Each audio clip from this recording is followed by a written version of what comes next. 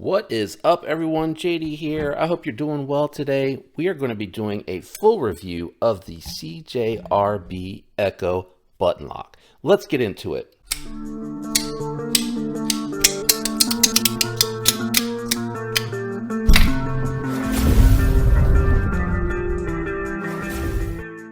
What we're going to be doing today is we're going to run through some size comparisons to give you an idea the size of this knife. We'll check the weight on it real quick, and then we'll go ahead and jump into my thoughts and impressions. Now, a quick caveat before we get into all of that.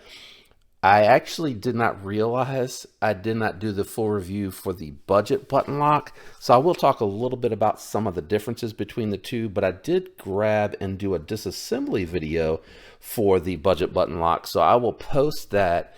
And I will also post this so you can kind of see the differences depending on the model that you have. Now, let's go ahead and get into the review. So what I'll do for the comparison knives is I'm going to go ahead and bring out the Ekko liner lock for a size reference so you can get an idea for the size. Again, very comparable. This is a medium knife, so like a Elementum 2 button lock are going to be a little bit smaller because they're sub 3 inches. And then here it is against the Cyrene. I normally do bring the Praxis out here, which is slightly larger, but barely so. You can tell that the Cyrene is a large knife, and you can tell how the medium knife compares to that.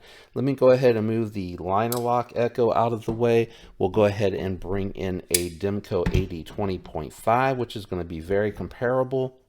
We'll move the Cyrene out of the way, and we'll bring in the Shaman.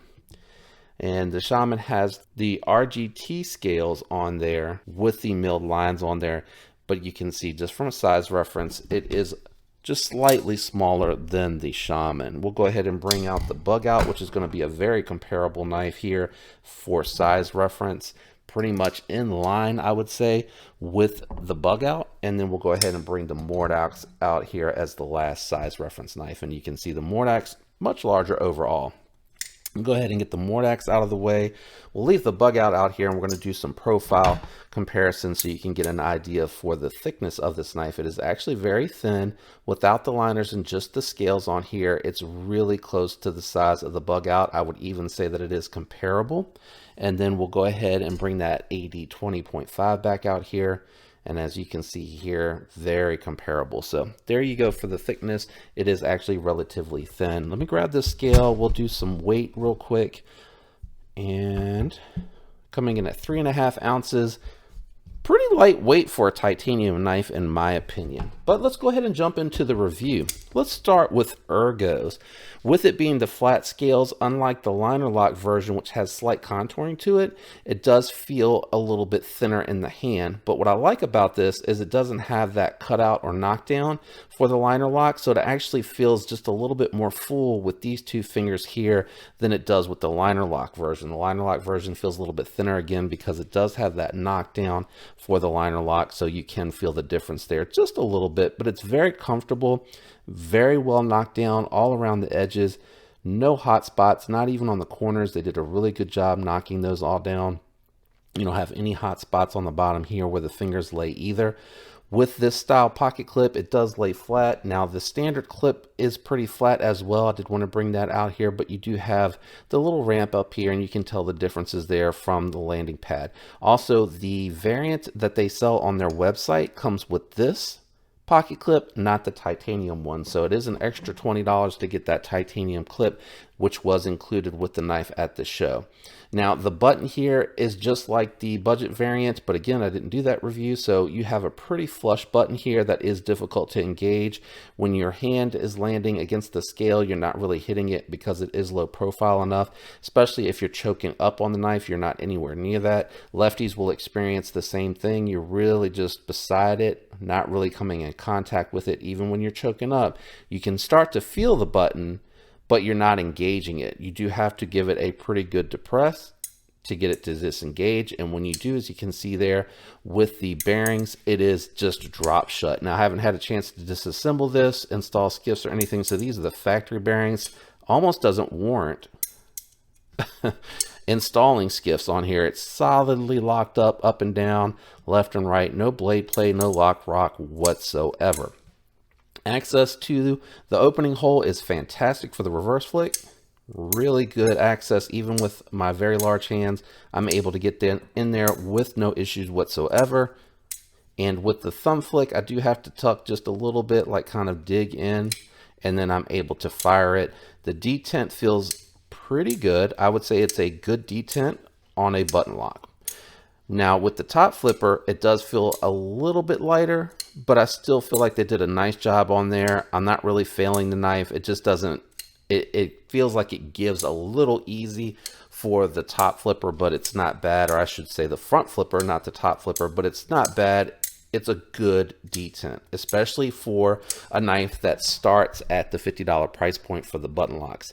Now, $100, you're getting AR RPM 9, beautiful blade shape, stone washed blade that's done really well, looks really good. Branding is kept to a minimal, very small on the knife, not obtrusive or obnoxious. So I like that a lot. And you're getting titanium. Again, you're getting this knife for around 80 bucks when it's not on sale, for titanium with AR RPM 9 blade steel. Now the titanium is a nice premium bump. It is finished very well. It looks really well done, stone washed, feels good in hand. This is definitely my favorite budget button lock knife, above $50. There is that caveat because I like the Serene the best for a button lock under $50, which is kind of ironic, but this is definitely my favorite. It's got the perfect blade shape. It's got a really nice flat grind on it. Came with a really good slicey edge from the factory. The plunge grind is a little close. That continues to be my complaint on the button lock variant. A little close. You can see right here where the lock bar, or the stop pin is actually hitting. It is just behind there, so you do have some room from sharpening, but you wouldn't be able to knock the choil in here. You would have to actually go out with it when you start to sharpen too much, but you have some life there, so you don't have too much to worry about for a little while. So the stop pin being the one complaint, I wish they could have, brought it back and had the stop pin engage right there on that flat spot. So I think that's the only miss on this for me, in my opinion. I think everything else is an absolute home run. Really like this knife a lot. I will do the disassembly and post that up there for everyone, but this is going to be pretty straightforward. For $100, you can look at Civivi. They have a ton of button locks. You can look at Vosti. They have some in that $70 price point that's really good. You can look at a lot of knives that have that budget button lock, but honestly, as good as this is done, I would say the only company that I'm seeing that's doing it better on a consistent basis is going to be Civivi. I have to finish tuning this one up. I took it apart and cleaned it for the video, but I over tightened the pivot, so I just need to fix that. Normally though, the button locks from Civivi are phenomenal. Fall shut action with no play in the pivot, and that's what you're really experiencing here from CJRB. Now, if you're not able to spend the $70 that you're seeing here, or the $80 that you're seeing here when it's not on sale, definitely can recommend either the micarta or the carbon fiber on top of steel liner version of the button lock, around 50 bucks. It's a fantastic knife. And if you don't like the button locks, honestly, the liner lock variants are super impressive. They have just a little bit more of a snappier detent because they have an actual detent, so they feel really good. They work really well, comfortable, good finishes, nice micarta on the scales with the inset liners. It's a great variant. This is just an easy knife to recommend. So if you're interested in it, you've been looking at it, grab it. If you have it, sound off in the comments so other people can go down there and read about your experiences and feedback. I'm sure they would love and appreciate to be able to see that.